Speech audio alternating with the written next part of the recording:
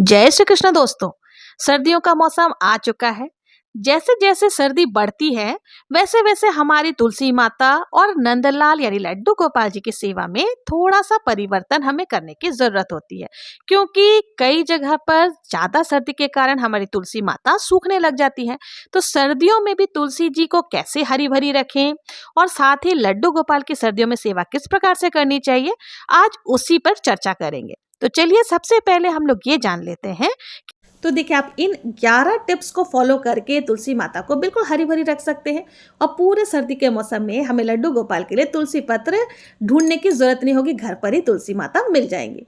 तो चलिए, सबसे पहला टिप्स ये है कि जब सर्दियां ज़्यादा बढ़ जाती हैं तो जब शाम के समय आप दिया बत्ती आदि सब कुछ कर लेते हैं, दीपक आपका शांत हो जाता है, तब क्या करें, तुलसी माता को अगर पॉसिबल हो तो ऐसे स्थान पर रखें जहाँ ओस या नमी ना हो। यदि ऐसा करना पॉसिबल नहीं है तो कोई दिक्कत नहीं है, आपको एक कॉटन का चद्दर ले लेना है, कोई सा भी आप चद्दर, लेकिन साफ सुथरा चद्दर, धुली हुई चद्दर होनी चाहिए।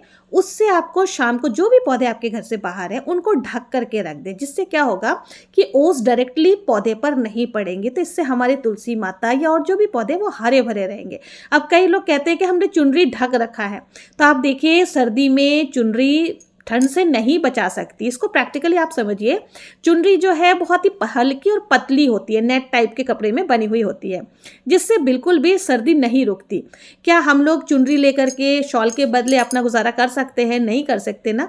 बस वही कॉन्सेप्ट यहाँ पर भी हमें यूज़ करना है कि कॉटन का आप चादर ले, वुलन का भी ले सकते हैं, और उससे आपको ढकना है। और ताकि देखिए ब्रीदिंग जो है वो तुलसी माता को प्रॉपरली हो सके, ऑक्सीजन की किसी प्रकार की कमी ना हो। तो इस तरह से अच्छे से हम ढक देंगे। और इसे हमें कब हटाना है? सुबह हटाना है, जब धूप आ जाए ना, थोड़ा थोड़ा हमारे धूप भी तुलसी माता के पौधे में या जो भी पौधे हैं उनमें लगना जरूरी होता है। दूसरा जो पॉइंट है वो होता है वाटरिंग, मानी तुलसी माता को जल कितनी मात्रा में चढ़ानी चाहिए। देखिए, सर्दियों के मौसम में अगर आप अकेले पूजन कर रहे हैं तो आप 1 लोटा जल चढ़ा सकते हैं, लेकिन अगर आपके घर में 10 मेंबर है या 5 मेंबर है, सभी लोग चढ़ाते हैं, तो बिल्कुल थोड़ा थोड़ा जल आप लोगों को अर्पित करनी चाहिए, क्योंकि ओवर वाटरिंग से भी तुलसी माता जो है सर्दियों में सूखने लग जाती है। अब आइए जान लेते हैं तीसरा पॉइंट क्या है।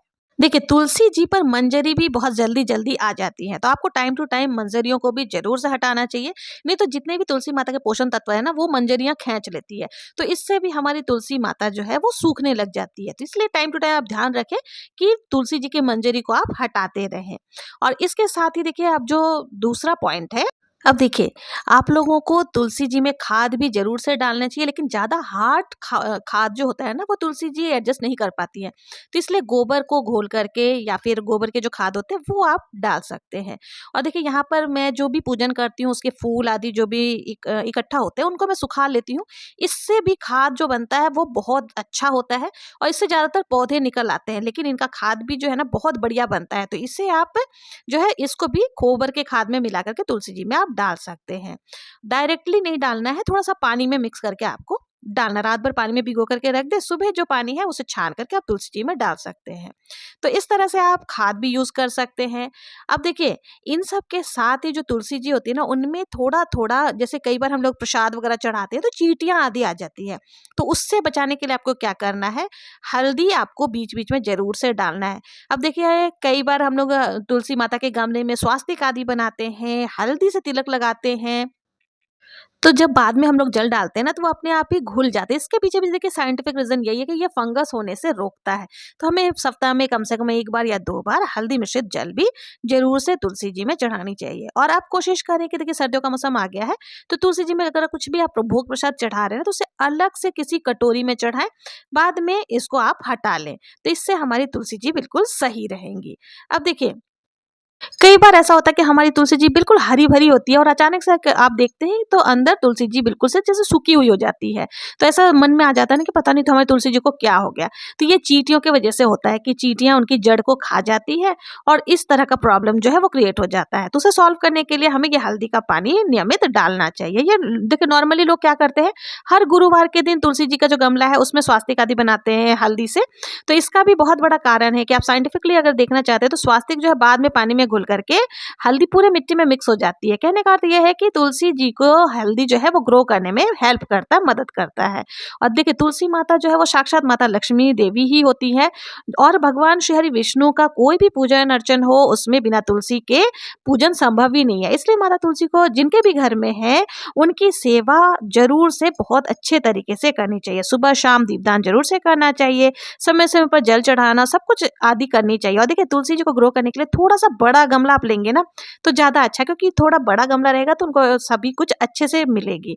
तो इस तरह से जो है आप तुलसी माता को सर्दियों में भी हरी भरी रख सकते हैं। और ध्यान रखें कि तुलसी माता के आसपास में जो है ना बिल्कुल गंदगी नहीं होनी चाहिए, थोड़ा साफ सुथरा ही आपको रखना चाहिए। आप इस ऐसी जगह पर तुलसी माता को सर्दियों में रखें जहां आपको धूप भी प्रॉपरली मिलती रहे, ऐसी व्यवस्था आपको जरूर से करनी चाहिए।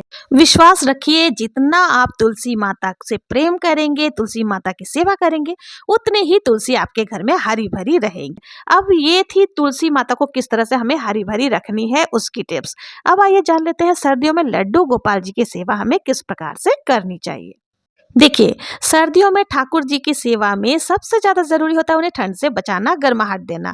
तो इस मौसम में गोपाल जी को हमें जब स्नान कराना है उस समय भी ध्यान रखना है कि ताजा पानी जो आता है ना वो हल्का हल्का सा गुनगुना टाइप का होता है।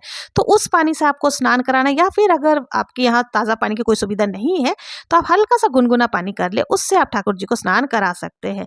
स्नान कराने के बाद आपको उनको सुखाना भी जरूर से है, यानी कि जो भी टावल आदि उनका आप रखते हैं उनसे पोंछ करके ही आपको उनको वस्त्र धारण कराने हैं। अब देखिए आप इस समय ठाकुर जी को ऊनी वस्त्र धारण कराएं। आपके पास अगर ऊनी वस्त्र है, कंबल है, शॉल है, जो भी आप ठाकुर जी के लिए वस्त्र आदि ला करके रखें उनमें ज्यादा से ज्यादा ऊनी वस्त्रों को आपको शामिल करना चाहिए। अब देखिए मुकुट हम लोग लगाते हैं तो इस समय में जितने भी आजकल ऊनी स्वेटर्स वगैरह आते हैं उसमें ऑलरेडी जो है वो टोपी भी बने हुए आते हैं, तो आप टोपी उसी को लगा सकते हैं। आपको देखिए इस समय जो है ना लड्डू गोपाल के खान पान में भी आपको यानी भोग जो हम लोग लगाते हैं उसमें भी चेंजेस करने चाहिए। देखिए फल फ्रूट जो है वो सबको कम मात्रा में लगाएं। अभी जैसे हल्का गर्म दूध आप लगा सकते हैं, सूखे मेवे, पंच मेवे कोई भी हो सकते हैं, काजू हो गए, बादाम हो गए, इन सब का आप भोग लगा सकते हैं। साथ ही हलवा वगैरह जो भी आप बनाएंगे गर्म तासीर की चीजें, नहीं कुछ है तो गुड़ गुड़ का भोग लगा सकते हैं, मूंगफली का भोग लगा सकते हैं, गुड़ से बनी हुई चक्की चिक्की जो भी होते हैं, या तिल के बने हुए लड्डू आदि का भोग लगा सकते हैं। यानी गर्म तासीर की जो भी चीजें होती है उनका भोग आपको इस समय लड्डू गोपाल को लगाना चाहिए। शाम को देखिए घी का दीपक जलाकर गोपाल जी के आसपास में वातावरण को गर्म और पवित्र बनाए रखना चाहिए। सेवा केवल वस्त्रों से नहीं होती है। देखिए याद रखिएगा कि सेवा हमेशा भावना से होती है। अगर आपके मन में प्रेम से भरा है गोपाल जी के लिए तो हमेशा ही आपके गोपाल जी प्रसन्न रहेंगे। तो ये थे कुछ आसान और प्यारे से उपाय जिनसे आप सर्दियों में तुलसी जी को भी हरा भरा रख सकते हैं और अपने लड्डू गोपाल जी की भी सेवा आप इसी प्रकार से कर सकते हैं। तो आप लोगों को ये वीडियो कैसी लगी? अगर आप लोगों को ये वीडियो जरा भी उपयोगी लगी हो, अच्छी लगी हो तो कमेंट में जय श्री कृष्णा जय तुलसी मैया लिखना ना भूलें। मिलते हैं नेक्स्ट वीडियो में किसी और पूजा विधि, किसी और उपाय के साथ। तब तक के लिए जय श्री कृष्णा, जय माँ तुलसी।